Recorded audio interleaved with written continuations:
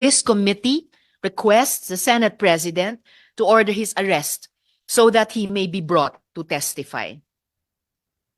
I so move.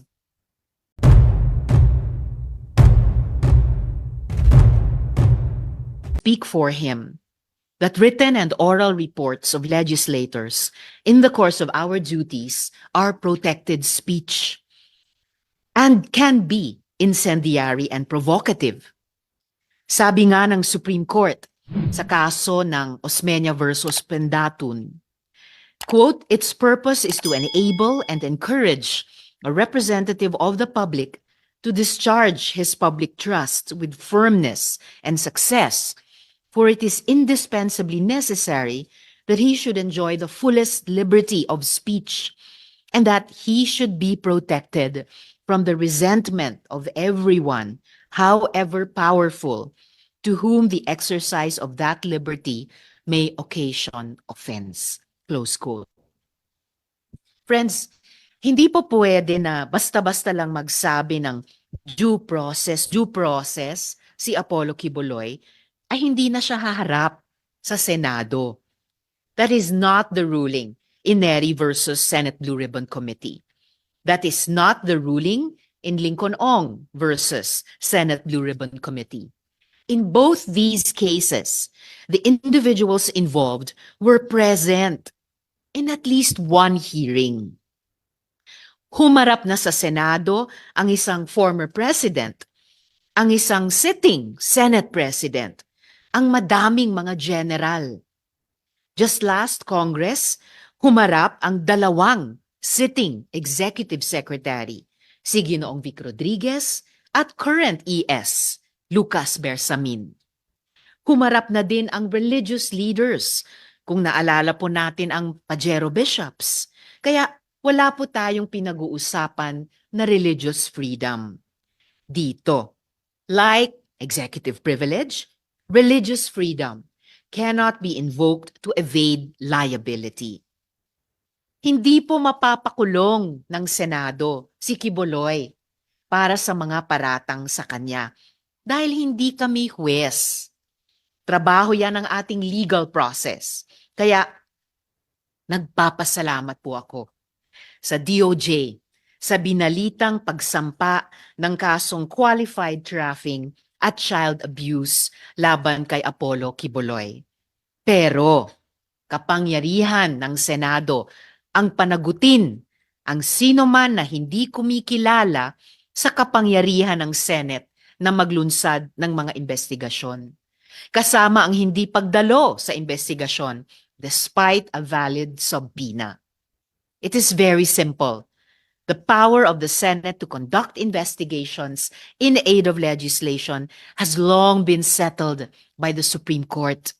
Yes, even in the recent case of Lincoln Ong versus Senate Blue Ribbon Committee, where the Supreme Court upheld the right to due process of witnesses who actually attended the hearing, the power of the Senate to investigate and to cite in contempt was actually confirmed. Pag sinabi pong in aid of legislation, ibig sabihin po ay makakatulong sa pagpapaganda ng mga batas natin sa Pilipinas. Ibig sabihin po, may pinapakitang kakulangan sa mga batas natin na kailangan ng tugon ng lehislatura. 4 na po agad ang lumabas na punto sa ating hearing tungkol sa possible policy and legislative aspect ng hearing na ito. Una, ang posibleng kakulangan ng ating rape law para sa legal treatment ng konsepto ng consent.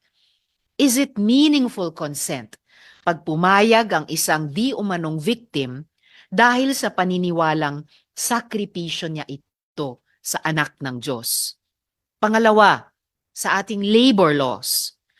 Paano tignan ng ating labor code ang labor activities na di umano ay voluntary pero may parusa pag hindi sumunod?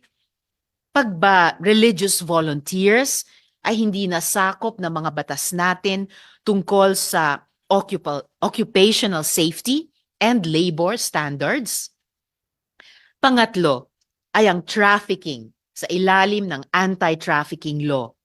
Sa ngayon, ang mga acts of forced begging and servitude ay sakop ng Expanded Human Trafficking Act. But is religious freedom a complete defense against charges of trafficking in persons?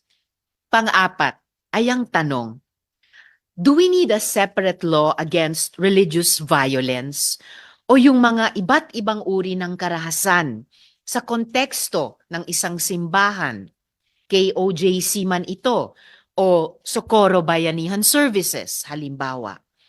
May mga dalubhasa na ito ang panukala. Halimbawa, si Dr. Jail Cornelio, who our committee sought to invite.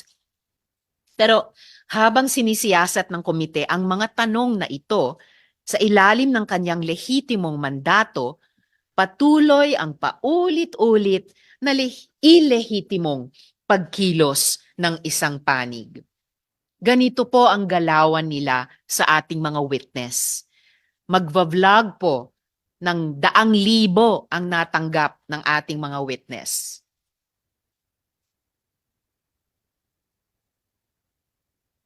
Sources ninyo na lifetime ang support sa inyo, tama ba? Lifetime daw ang suporta sa inyo. Kaya kumagat kayo sa bait na mag-testify. Meron ng isa dito nagsabi. Pero sila po pala.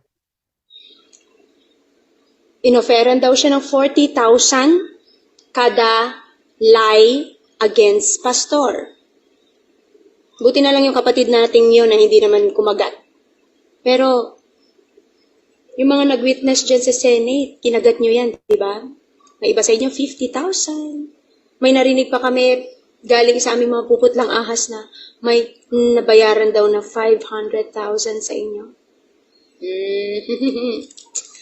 Well. Tas ngayon, nawawala na si alias Jackson. Nasaan kaya? Asaan kaya?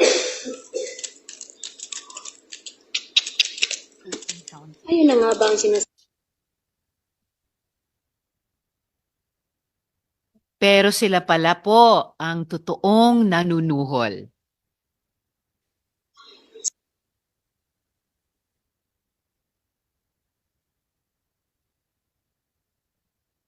So nakasulat po dyan, mag-recant ka na lang, pasayloa na lang si pastor og ang ministry. Tagaan ka ni pastor og kwarta pila imo gusto, kondo og travel abroad. Bawi a imo gin panulti sa Senate para pakaulawan anang Hontiveros na. And by the way, safe and sound po at hindi nawawala si Elias Jackson. So, suhol, pananakot at pangharas po ang minemerienda ng ating mga matatapang na witness sa pang-araw-araw. Sa totoo lang po, pwedeng-pwede naman po silang bumaliktad dahil di ko naman matapatan ang inaalok sa kanila para mag-recant. Pero naninindigan sila. Ngayon po, na hearing, 2 pong matatapang na witness ang haharap ngayon sa inyo. Pero bago po yan, baka ang aking mga colleague ay may opening statement? Wala po. Then may I ask the committee secretary to recognize the resource persons and administer the oath sa mga hindi pa po nakapanumpa. Good morning, everyone. The committee would like to acknowledge the presence of the following resource person. From the Department of Justice, we have State Counsel Carla Isabella Netura Kalugay. Then from the Department of Social Welfare and Development, we have Attorney Megan Therese Manahan. From the Department of Labor and Employment, we have Attorney Riamil Santiago, Attorney Jem Galot. Then from the Department of Foreign Affairs, we have Mr. Archimedes Villar, Miss Maylene Acosta, Miss Bernadette Mendoza. Then from Bureau of Immigration, we have Attorney Romaine Pascual. From the National Telecommunication Commission, we have Attorney Regina Aniel Cruz Velasco. Then we have Attorney Kathleen Jalo Egipto. From the Council for the Welfare of Children, we have Yusek Angelo Tapales. Then from the Commission on Human Rights, we have Mr. Ronnie Rosero. From the Securities and Exchange Commission, we have Attorney Pamela Lorraine Ramos and Attorney Andrew Montesa. From the Social Security System, we have Attorney Joseph Isunia.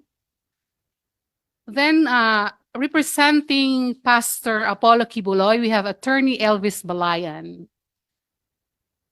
Then we have with us online the witnesses, Ms. Alias Maya and Alias Joseph. Then from the DOJ, we have Senior State Counsel Mary Grace Quintana. That's all, Madam Chair. May I request all those who have not taken their oath during our last two hearings to please stand up, raise your right hand, and repeat after me. I, please state your name, do solemnly swear that I will tell the truth, the whole truth, and nothing but the truth to this committee. Thank you. You may now take your seat. Thank you very much, dear resource person. Salamat, Comsec. Comsec, I heard acknowledge a representative, an attorney, but can you please state for the record the status of the subpoena served on Apollo Quiboloy? Madam Chair, the committee sent a subpoena to Pastor Quiboloy, and he replied with this the motion, most respectful and urgent request to set aside, recall the subpoena issued to Pastor Apollo Quiboloy. It was given to me by the representative, Attorney Balayan. Thank you, Comsec. So, friends, nagpadala nga po sa aking tanggapan ng sulat galing sa abogado ni Mr. Quiboloy stating, and I quote a short portion, compelling Pastor Quiboloy to appear before a committee that already pronounced him guilty would be violative of his constitutional right against self-incrimination and to be presumed innocent unless proven guilty, close quote. If we allow witnesses of the Senate to simply claim that appearing before a committee would violate his or her constitutional right to be presumed innocent and his or her right against self-incrimination, wala na pong kapangyarihan ang ating Senado maglunsad ng mga investigasyon. Madaling-madali na lang umiwas sa mga hearing ng Blue Ribbon, sa mga tiwaling opisyal, sa mga investigasyon ng Public Order Committee, sa mga sangkot sa mga krimen. Hindi po uubra ang ganitong mga excuse. So pursuant to Section 18 of the Rules of the Senate, as chair of the committee and with the concurrence of one member here with me, I cite in contempt Apollo Quiboloy for his refusal to be sworn or to testify before this investigation. This committee requests the Senate President to order his arrest so that he may be brought to testify. I so move.